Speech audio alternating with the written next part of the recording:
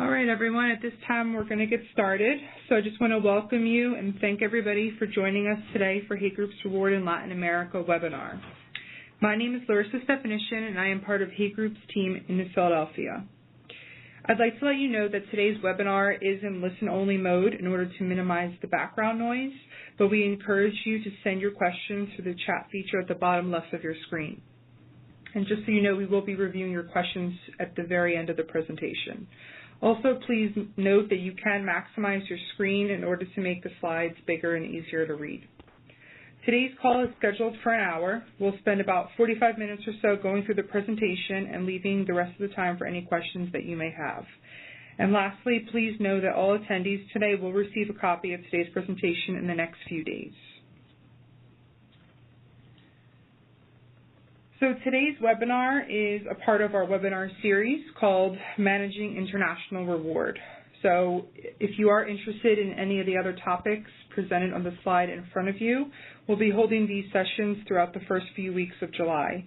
If you don't have the registration links for these and you are interested, just let us know via the chat and we can send you the links after today's webinar. For today's webinar, our presenter is Gustavo Tavares. Gustavo leads the Productized Services Business Unit in Mexico. He has been actively involved in the management of local and international projects for various companies. In his role, he is responsible for client management from various industries and for the production operations of Productized Services in both Mexico and Central America. So without further ado, we'll dive right into today's presentation, and I'll pass it over to Gustavo to take us through the slides. Well, greetings, everyone. Thank you, Larissa, for the introduction. Hope everyone is fine. Thank you for taking the time to participate on our Reward in Latin webinar. As Larissa was mentioning, this is an initiative that we're taking not only for Latin America, but also for other regions around the world. So please take the time to participate on the other occasions that we have. And I hope this session to be very informative. If you need anything, if you need any questions, we will have a Q&A session at the end of the presentation. Please feel free to send your questions through our chat, and Larissa will be receiving it. And at the end of this chat, at the end of this presentation, we'll have a session that will be taking some of the questions that were on your agendas. Well, first of all, the idea is to give a brief overview of who we are in Latin America. We've been in the region for almost 40 years. We've been here since the 1960s. We cover information from over 17 countries in Latin America. We're a team of approximately a little higher than 200 employees, and we have over 4,500 clients across the region. So it makes us our presence very for a long time here. We have lots of experience in managing several topics. We're dealing with very important players of the region, so we're kind of very well positioned in the regional market here in Latin America. For today's webinar, giving us a pretty quick overview in terms of the positioning that we have in terms of the other regions around the world. The major aspect in Latin America is that we're right now living the growth pains. So different from what we see in other parts of the world, like Latin or North America and Europe, there is some more stagnant businesses. We see large situations in terms of struggling with domestic markets. Latin America, we see that the way that economies are doing are not fully aligned with its real potential. So these underperforming economies are, in a way, bringing the potential of this region a little lower than the actual number that we are considering for the region, especially when we look and we'll see on the next chart a little bit of performance in Brazil and in Argentina, who is below the expectations. Even Mexico is a country that, despite being very close to the largest economy in the world, is performing very disappointing numbers. So I guess the biggest challenge here for us in the region is to make sure that we have sustainable growth over the next years. There are lots of room to grow on the region. That's why many international, multinational companies, despite the recent difficult times, are willing to invest in the region. So we have many investments in Mexico, in Brazil, in Colombia, in Argentina. So this is part of the confidence that the global market has on Latin America and its potential to make a significant impact on businesses worldwide. When we look at the region, and this is the numbers that we have consolidated through our HeyPayNet platform in alliance with the Economist Intelligence Unit, this is the overall picture of the Latin American region for 2014 as a whole. As I was mentioning on my previous slide, economies are underperforming, so the only exception here is Colombia. Another exception, although it's not part of the focus of this presentation, is Peru, which is growing at a very important pace for 2014. But when we look at income per capita and inflation, we see that there are some big challenges here, especially when we look at Argentina, which inflation is nearly 33% for this year. Although they have a very high income per capita, the economy is struggling, so there is lots of uncertainty in Argentina about how the economy is going to perform, and this affects directly the way compensation is being managed there. In Brazil, despite the efforts of the legacy of infrastructure that the World Cup and the Olympics in 2016 were supposed to bring to the country, the economy is also struggling, not going to grow 2% this year, and inflation is also becoming a threat over the past couple of years. Colombia in a different situation, with the economy is also reaching 5% growth this year with a lower inflation, so it's a much better perspective than the other countries.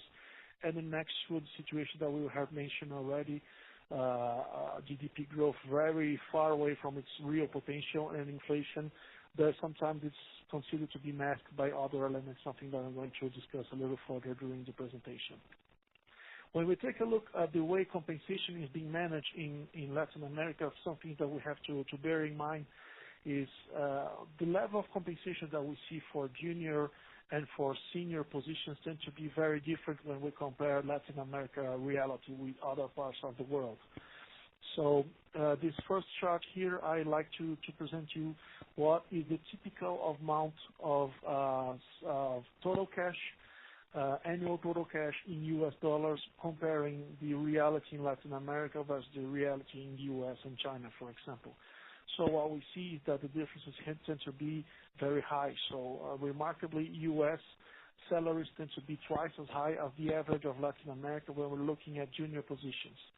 This is something that, and when we take a look at the markets, it's something that is the entry level of the market tends to be very much impacted by the way compensation is being managed in a broader perspective in all of those countries in the Latin American region. So it's interesting to see that higher level or the lower level positions, when they're first entering in the market, they tend to be lower paid than in most of the developed economies.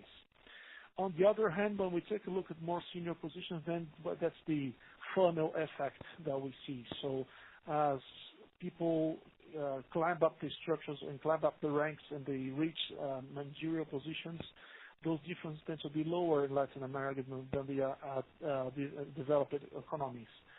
So on average here, what we see is that the salaries in Latin America, at least of those four countries analyzed, they tend to be around 15% lower than the salaries that are being applied in USA or in China, for example. This is also interesting to observe that when we take a look at the less opportunities that we have on these countries in relation to more developed economy like the US or in Europe, makes these people to be in a situation that it's much more influence of the market rather than something that it's much more a balance of supply and demand rather than something else. So this is why these positions tend to be much higher paid than what we see in other parts of the world. It's also interesting to mention that if we move further up the structure and start analyzing CEOs and C-level positions, the difference tends to be on the contrary. So there are many executives in Brazil and Mexico who have salaries that are higher than the actual reference level in the U.S. or in Europe. So this is why, again, the effect of the funnel in on the professional market makes these compensations much higher, and this is why it affects tremendously the way that compensation is being managed on these countries. So taking a look at the way we develop our databases in Latin America, our biggest concern is to reflect as much as we can the reality of each market we are inserted at in our databases. So it's not surprised to see that 2/3 of our database typically are composed by industries which pretty much are manufacturing, natural resources, which typically is much more represented by mining sector, and consumer goods, fast-moving consumer goods. So they tend to represent 2/3 of our database here in Latin America. So we also have some good representation of other industries like financial, utilities, oil and gas, healthcare, and services, but they tend to be in a lower level as the prevalence of finding those companies at our region is also lower than at other geographies. Taking a look here also on the way, and this is something that is linked to a couple of slides ago when we were talking about the way compensation is being managed in Latin America.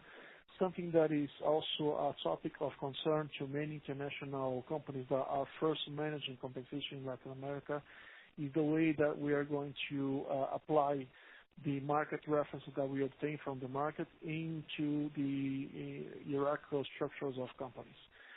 So one of the most common questions that I have when I'm talking to clients is how broadbanding is easily or hardly applied in Latin America. And this is pretty much the answer here. When we take a look at the structure, you'll see that the pay gap between a clerical and a senior manager in Latin America tends to be between 6 and 8 times in comparison to what we see in Europe to be 3 and in the US 4 times. This is where companies typically struggle in implementing or managing broadband pay structures in Latin America. This is also part of the culture in the region. So we don't have such a socialized society as we have in Northern Europe, for example, in Scandinavia, where we have lower salary differences among hierarchical levels. But here in Latin America, we see that these pay gaps tend to be very high. If we go even further, if we don't look at reference level 12 or reference level 20, and we take a look at the entire mass of information we can get at each country, it is not unusual to see differences ranging 100 times, for example. So we take the lowest position on PayNet in Brazil, for example, a reference level 8, and compare it to a reference level 30 position, probably we're talking about 100 or 120 times the difference between those salaries. So this is the way compensation is being managed at our region. And then finally, taking a look at the way compensation mix is typically managed in Latin America, something that is also interesting to observe and something that I like to always bring to discussion is that we in Latin America tend to be a lot short-term minded. So the most relevant components, if we take a look here at the blue bars on the chart, tend to be salaries. Basic salary and base salary tend to be the most relevant, and typically that's what people usually negotiate when we're dealing with a job offer or a promotion. So roughly 65% of the compensation tends to be salary. We have also 2 other elements that are very common at the region. One is the fixed bonus, which is the brown bar on the column. That in Argentina represents 7%. In Colombia and Mexico, they represent between 13 and 17%. These bonuses are typically paid, but not under a performance program, but they are paid as part of the compensation scheme of the companies. and that rivals with the way compensation is being managed in other parts of the world, as we don't have a performance component being considered on these on the calculation of those bonuses. So in many cases, here in Mexico and Colombia, we tend to be very clear. The light brown column in relation to the dark brown bars is that even the effectiveness of performance-based short-term incentives tend to be questioned when we look at the compensation of those structures. Many people tend to receive much more on variable pay that is not related to performance, rather than the amount that they will be getting on performance. But on average, apart from these comments that I have made, compensation tend to represent roughly 87% of the pay mix in Latin America. Only 13% of the pay mix tend to be benefits, and this is another interesting aspect of the compensation. If we go to a high inflation country like Argentina, the benefits prevalence is increasing as the economy and the power of purchasing of the currency is deteriorating day by day. And this is something that is changing a little bit the perspective of benefits at regional level. In Brazil, we have a very strong social culture in terms of providing benefits that are, in a way, replacing the benefits that the government would used to be responsible for. So social care, pension plan, things like that, they tend to be all applied by companies. And when we take a look at Mexico and Colombia, the situation is a little bit more different. So people don't tend to be so much valuing benefits. They tend to be much more focused on the cash components on the compensation design. So apart from this first overall view of compensation in Latin America, I'm going to do a deep dive now on some aspects of compensation on the 4 countries that we are analyzing today. So the first one will be Argentina. In Argentina, most of the challenges and most of the discussions that are being brought and things that are being considered when we're talking about the structure of compensation in Argentina rely on 3 components. The inflation, that we have 2 sources of inflation. We have the official inflation that is provided by the government, and then we have the daily official rates that are being calculated by other consulting companies. There is a big disparity between these 2 numbers. We're going to take a look at on the next slide.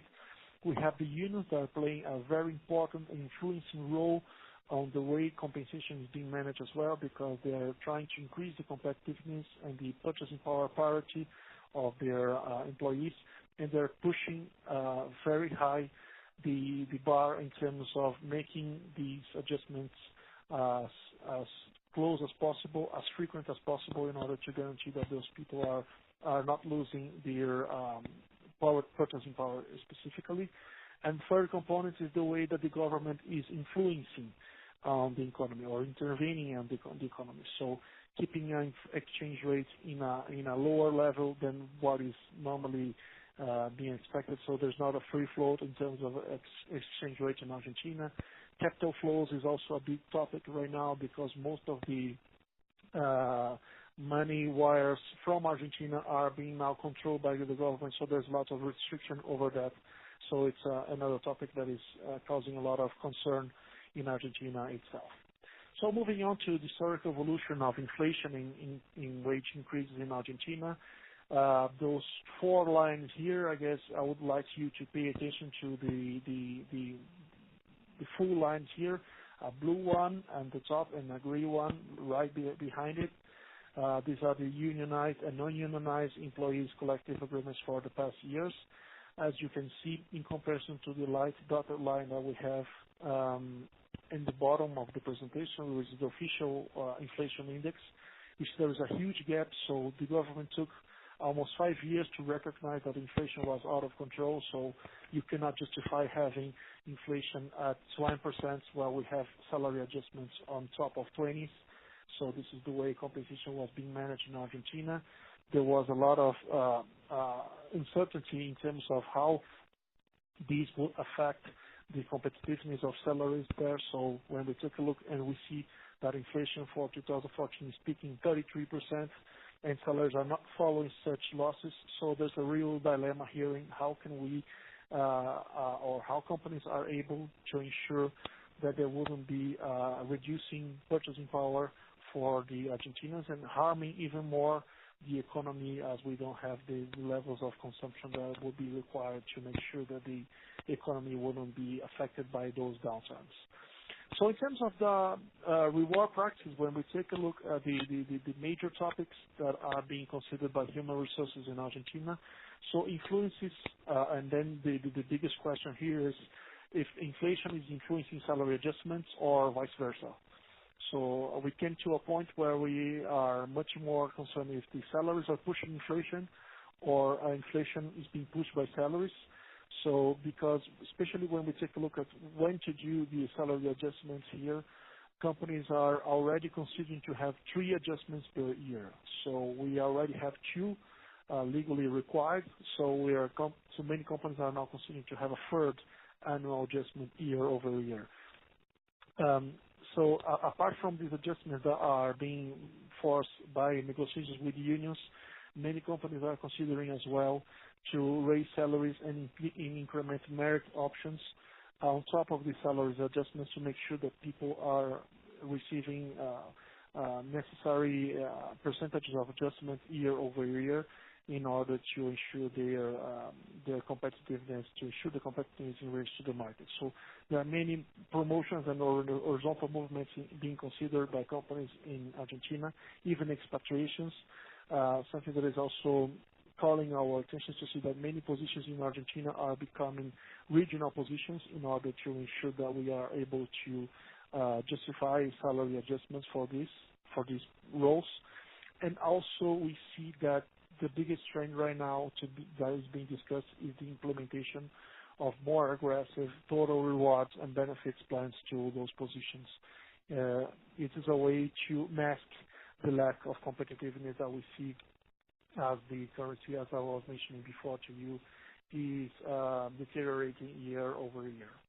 So most of the benefits that we see here, and I'd like to call your special attention to 2 of them here, which are educational and other allowances that is being already granted by 74% of the companies, and additional vacation days by 48% of the companies.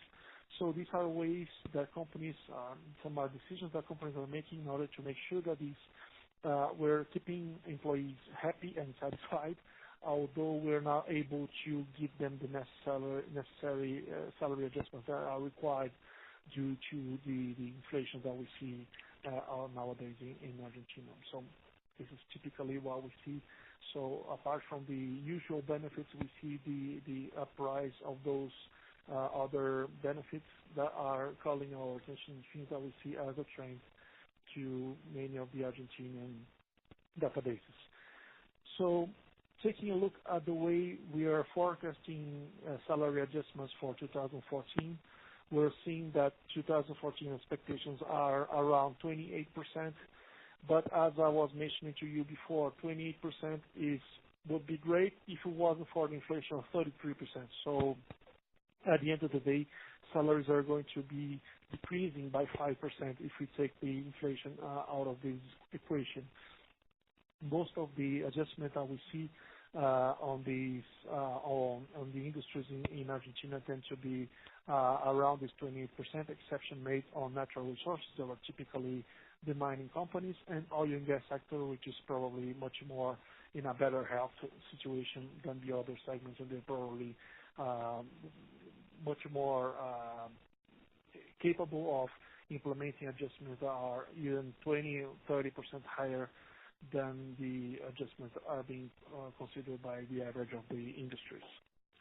As for the hot topics in human resources in Argentina, again, the biggest challenge is how to ensure that we have talent retention and we have people that are willing to give their best in a situation where companies are struggling to make sure that compensation is being dealt in a more competitive way. So big concerns on turnover, 65% of the companies related that we have some concerns on that.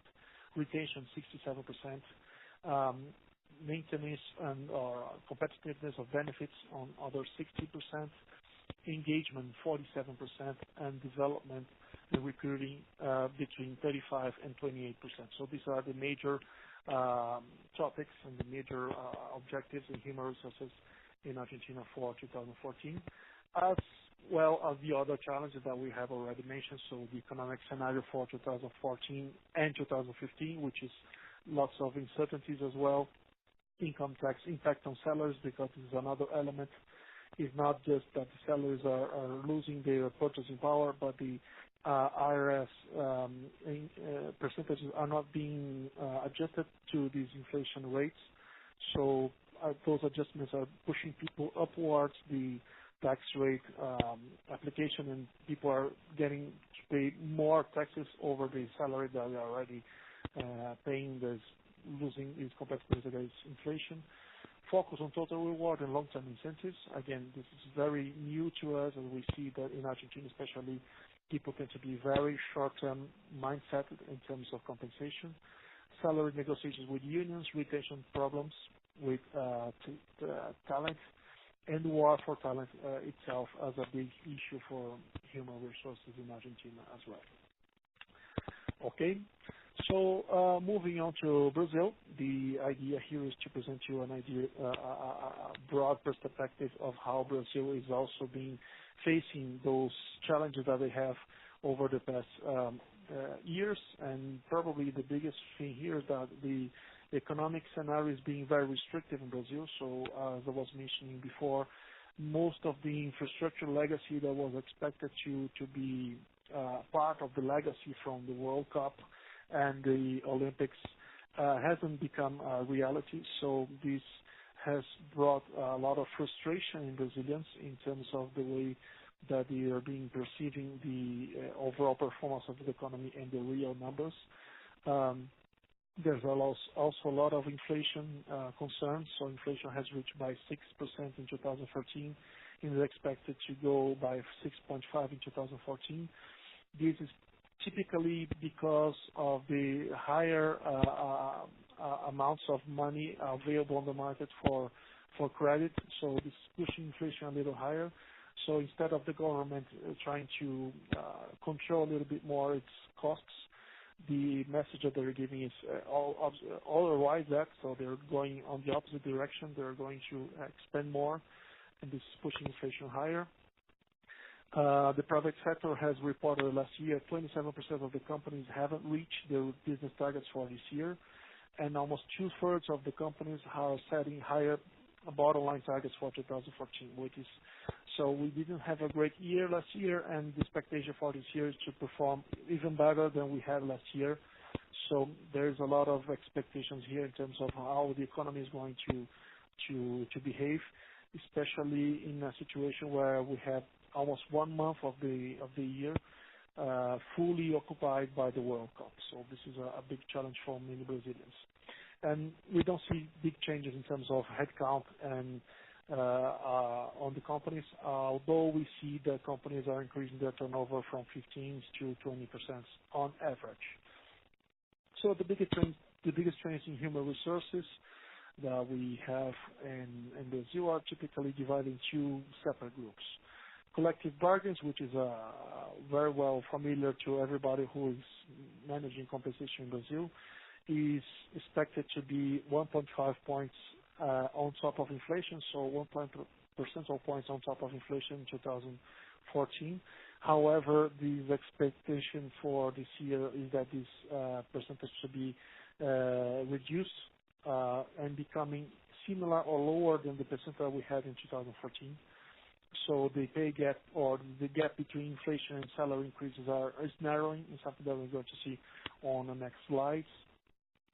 We have many positions that are being taken out of the collective bargain. So there are many situations, and almost 65% of CEOs, 43% of directors, and 24% of managers are today out of the collective bargain. So these salaries are not being managed under the umbrella of the collective agreement, so they're not being influenced anymore by the unions.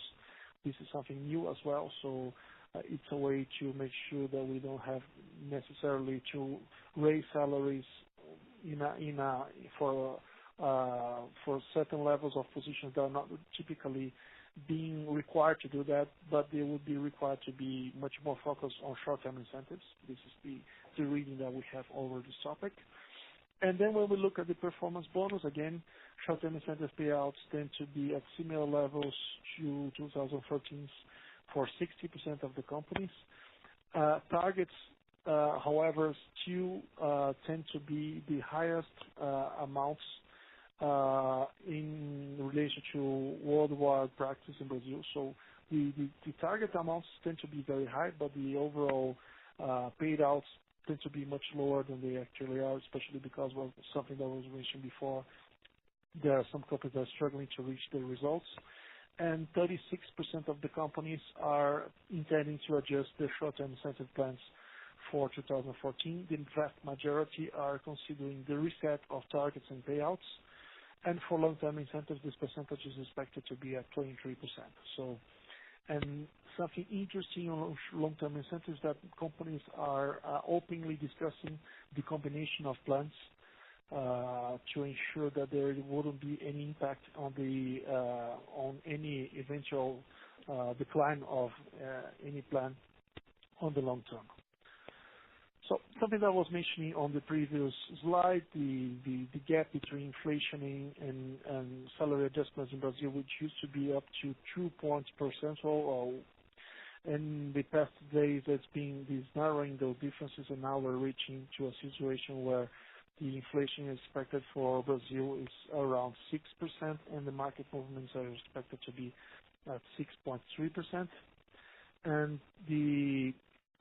for the next year, these two numbers are typically the same, so 6% and 5.9%, which indicates that there will be a very tough time for Brazilians in the 2015, as salary adjustments will be much more closer to the inflation rather than we used to have in the past.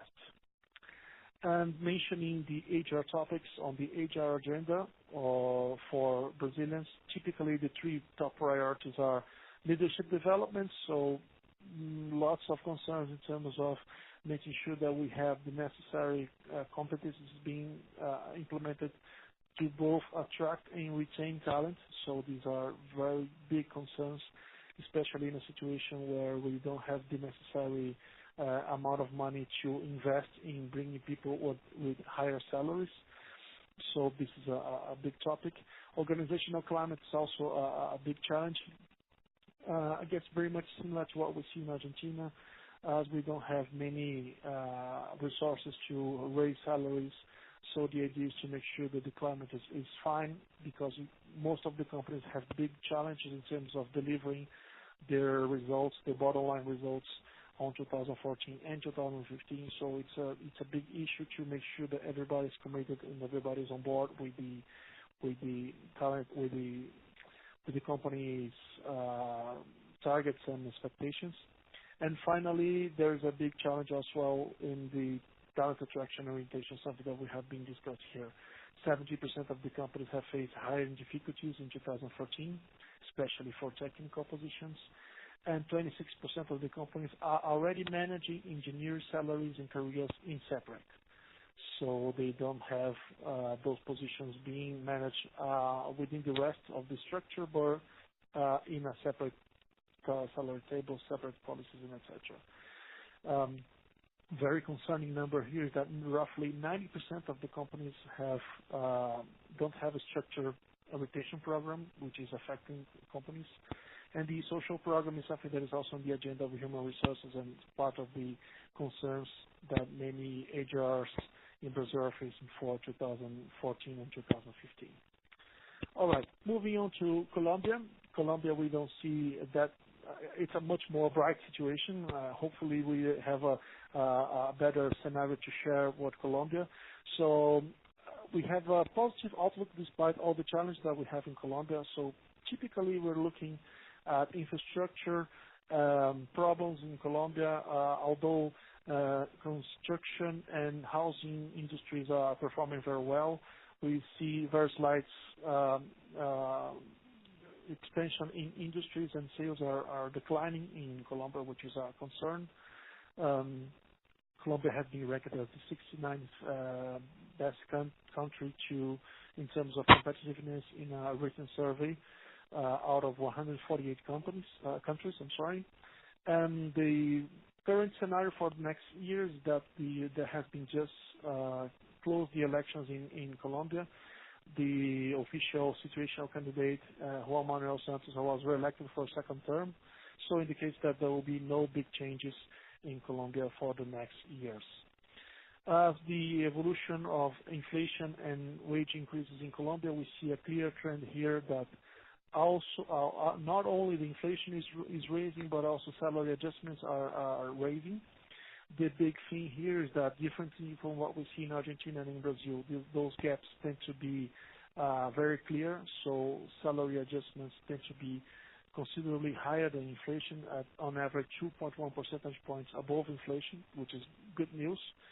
So in terms of the way the compensation is being managed, it's a good scenario. We're not losing competitiveness, but we see that the compensation in Colombia is not really being affected by eventual losses of inflation.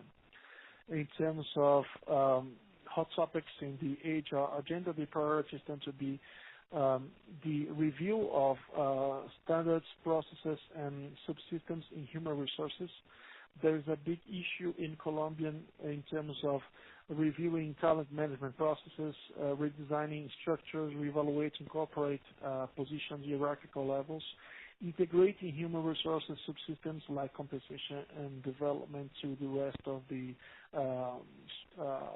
agendas. They seem to be somewhat disconnected in many Colombian companies. This is interesting, this feedback from our clients. The redesign of process and HR structures are pretty much to help empower those initiatives, switching from an operational mindset to something more strategic, influence the rest of the organization towards a more strategic positioning, consistently aligned with the business, and repositioning human resources as a strategic partner of the entire company. A big issue and something that I'd like to share with you that is something very interesting regarding Colombia is the fact that many companies are really concerned on balancing professional versus personal lives. And roughly 70% of the companies from a base of 244 participating companies have mentioned that they are considering day off, celebration days, personal care initiatives, employee support initiatives, no related to work trainings, casual dress code, and other things like that, as initiatives towards making sure that people have a better balance between personal and professional lives. This is big in Colombia, as we see 70% of the companies are considering that. We don't have any indicators whatsoever that this is influencing or stimulating retention or stimulating organizational climate, but it's something that we don't see in other parts of the region and would be interesting to share with you as part of the initiative that we have. Well, and finally, talking about Mexico, what we see is that typically the Mexican economy is disappointingly growing at 1.6% last year, so it was really low, way below the expectations. So we estimate that the potential of the GDP in Mexico to be at around 5 points. So we're growing 3 times lower than we should be at this point, even though, again, we are sitting in beside the largest economy in the world. So this is a huge problem, and the government is really concerned about doing something about it. There have been some structural reforms that are being implemented since last year that is aiming to change the situation. So many of these reforms are directly impacting companies, and especially when we look at the way these companies are managing the qualification of their employees. This is something that one of the focus of those reforms is specifically to increase the demand of high qualified manpower. And at least diminish a little bit the unequal supply and demand ratio between poorly qualified and low-paid majority within a very well-allocated elite. So Mexico tends to be as short-term as Argentina, is much more than we see in Brazil or in Colombia, but very much likely what we see in Argentina in terms of practice. So salaries tend to be very important as a component of the compensation for Mexican employees. Briefly mentioning the Mexican structural reforms as part of and how it's impacting the way HR agenda is being treated in Mexico. So in very quick terms, the structural reforms are nothing more than a pact for Mexico that has been agreed by the three major political parties in Mexico. So the idea is to make sure that we leave this average growth of 2.4% a year to something around 5 or 6%. So there are over 100 proposed topics that have been considered on these reforms, and they typically are focusing on increasing effectiveness of education, reducing job protection for unionized workers, and increase competition in telecommunications, media, and banking industry. So in a way, in a very interesting way, what they're trying to see is that they're trying to eliminate a little bit of the influence of the government on such sectors and making sure that the government is really much more being part of the solution rather than being part of the problem. And the biggest and most controversial point of these reforms is the opening of the energy sector that has been just approved, which is making the Pemex, the state-owned company, and other energy companies that are all state-owned, that are being now open to multinational investors as well. As for 2014, most of the companies in Mexico, they are foreseeing a less optimistic scenario or with less confidence in relation to what we see in 2013, which was the first year of President Peña Nieto. The second year of his term started with only 40% of the companies stating that this year will be better than 2014. This number for last year, for your reference, was 76%, so it has a very big decline in terms of the optimism. But it's also, I guess, my reading is that there's a realistic perception of the economy performance and influence a lot of this positive overview of the market. Also, there is a group of 20% of the companies that are stating that this year could be worse than 2014, which would be a tragedy, actually. And in comparison to 2014, this number was just 1%. So there's a big reality shock for most of the companies here in Mexico. When we tend to look at the results in relation to the previous year, most of the companies are mentioning that the performance of their companies will be between 3 and 6%, which is pretty much aligned with the expectation of the GDP. So this is the way the companies are performing. There is a group of companies, 20% of the companies are expecting results over 10% higher than last year's. Typically, those companies are on the financial services and other professional services related, but manufacturing, heavy manufacturing specifically, tends to be on the blue part of the pie, which an expectation of growth between 0 and 3% for this year, which is really concerning.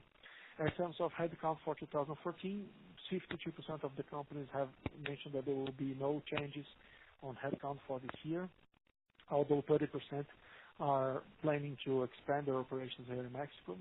The interesting point here is that for 82% of the companies who are reporting headcount increments, they don't have implemented talent protection program. So this is a situation that is struggling because as companies are really facing a very difficult time in maintaining talents and retaining talents, most of those companies are still really seeking to increase their headcounts for the next year. As the historic evolution for salaries and inflation for Mexico, what we see here is that inflation tends to be on a downtrend. So what we see, the inflation has reached from 4 points to 3.3 in 2014. So our expectation for this year to be a little lower than 4%. Salary adjustments to be around 4.5%. Although we see that in many situations, this inflation tends to be seen as unrealistic by many companies, especially when we take a look at the rise in price of items such as gasoline, real estate here in Mexico.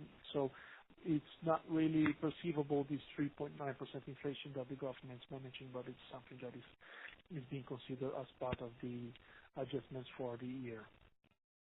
As for the hot topics, the HR agenda, typically what we're seeing here focus on structure and policy changes. So we see that the major initiatives tend to be development and growth opportunities, reinforcement for total development model, and effectiveness and leadership development programs. So differently from what we see in other years, Mexicans are much more concerned and look at the inside of the structure and trying to bring something more related to the inner part of the structure and how can it be more effective and how can it be more efficient, rather than just simply increasing salaries on top of inflation, which was something that was the usual remedy for all of the problems or all of the issues that they have in the past.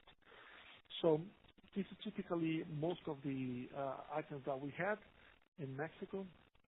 And and this is something that when we are finalizing our agenda for today, we have this quick survey that I'd like to see if you need any further information on pay, talent effectiveness on each of those countries that we are analyzing or any other country within Latin America. I would kindly ask you to send us your feedback so we can quickly have someone on our local teams in contact with you. And I guess this is all for me. I hope you have been able to enjoy this material. We are now going to have the Q&A session. I don't know if you have some questions for me already, Larissa. Yes, Gustavo, we actually had a bunch of questions come in. Thank you, by the way, for going through that presentation, sharing all that information. It definitely was a lot and very good. I just want to give everyone, before we dive into the questions that came in through the chat, just give everyone a few more seconds to fill out the question that we have on the screen now, and you can select more than one option. Excellent. So I'll just give everyone another... When you're ready. All right.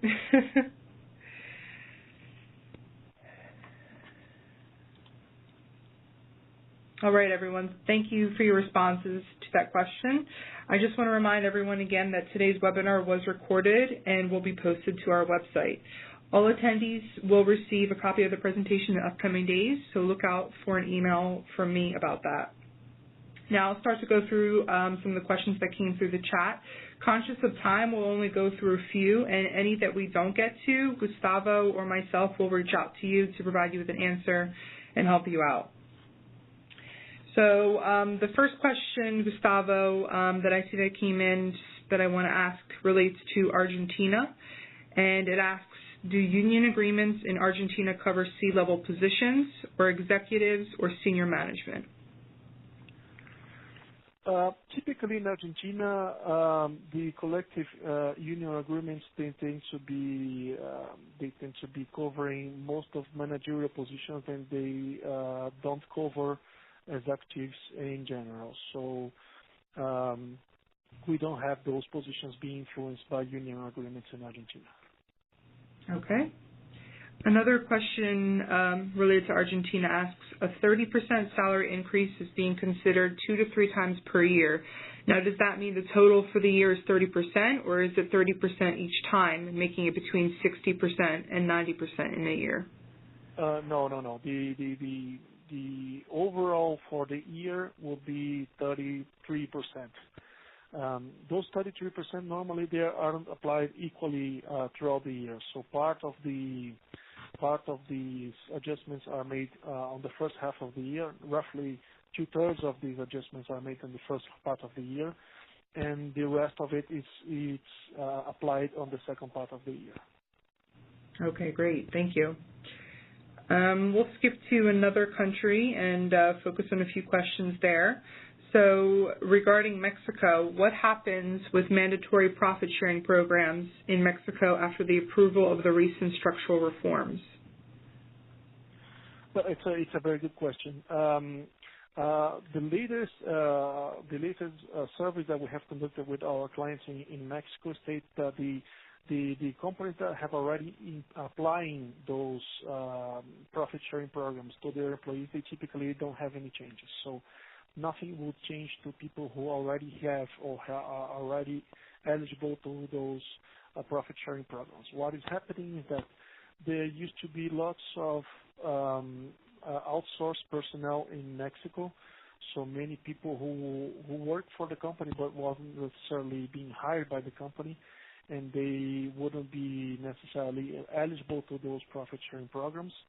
And as for the approval of the reforms, those people tend to be now eligible to those profit sharing programs as well. So this is probably the biggest change.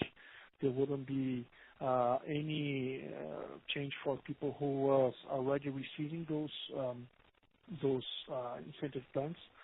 But for those who were outsourced and wasn't eligible up to last year, from this year on, they are all eligible to be receiving those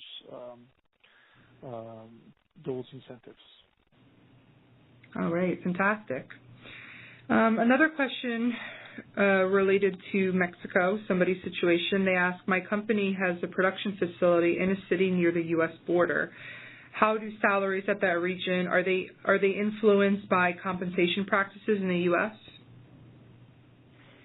That will depend on how close or how far you are from the U.S. border. What we typically have observed is that compensation is really influenced by salaries in the U.S. At cities that are sitting across the border. So there are very different situations that we have to observe. If you need any further, I don't know exactly who sent this question, but if you could just identify yourself, we could have someone from our team talking to you to better explain what will be those differences. But yes, typically salaries on cities across the border tend to be influenced by U.S. salaries as well. Okay. Jumping to Brazil questions. I'll ask two more questions, conscious of time. And like I said, just any questions that we didn't get to, we'll reach out to you after the presentation. So another question, are there non-unionized positions in Brazil, and do mandatory salary adjustments also apply to those positions? Something that I was mentioning on the presentation, yes, there is a movement now that many executive positions are being put out of the union collective bargains. So they tend to be treated as statutory executives. So they have contracts with the company, but they're not under the labor legislation with this process. So yes, there are companies in this situation. There are companies that are really considering to put as many people as they can on the situation, as there wouldn't be the need anymore to apply annual salary adjustments for these positions because of of something that is required by the law. So this is a trend in order to make sure that those positions are much more evaluated in a way, or the compensation is much more being influenced by the actual performance of the position rather than something that is forced by some union agreement. Okay. And the last question for this afternoon asks, my company's corporate compensation policy is based at the general market's median. So is that a competitive reference to be considered for my salary policy in Brazil? I normally say to our clients that the general market in Brazil is as broad as the general market in the U.S. is. So that will depend a lot on which industry you are. It will depend a lot on which region you are. So we are able to have an assessment in terms of where, if general market is the right fit for your salary policy, or should be considering a peer group or something like that. So In this case, I would recommend as well this person who has asked this question to just send him or identify himself on the chat, so we make sure that we are able to properly address this topic with a local representative in Brazil. But typically, we normally used to say the general market in Brazil is a very broad reference, so it could be the case, but not necessarily wouldn't fit all situations. So this is something that it will be important to better evaluate before analyzing this in a broader perspective. Okay. Gustavo, thank you so much for going through those questions. Much appreciated. No, thank you. Thank you. That concludes today's webinar, everyone. We've run out of time, so I want to let you go. But I appreciate everybody spending time with us for the past hour and just blocking that time off on your calendar. If you indicated that you wanted more information on any of our tools in our poll question, a Hay Group representative will be in touch with you. And if you need to reach out directly, please feel free to reach out to either Gustavo or myself. On the slide right now in front of you is our contact information. Thank you, everyone, for joining us, and enjoy the rest of your day.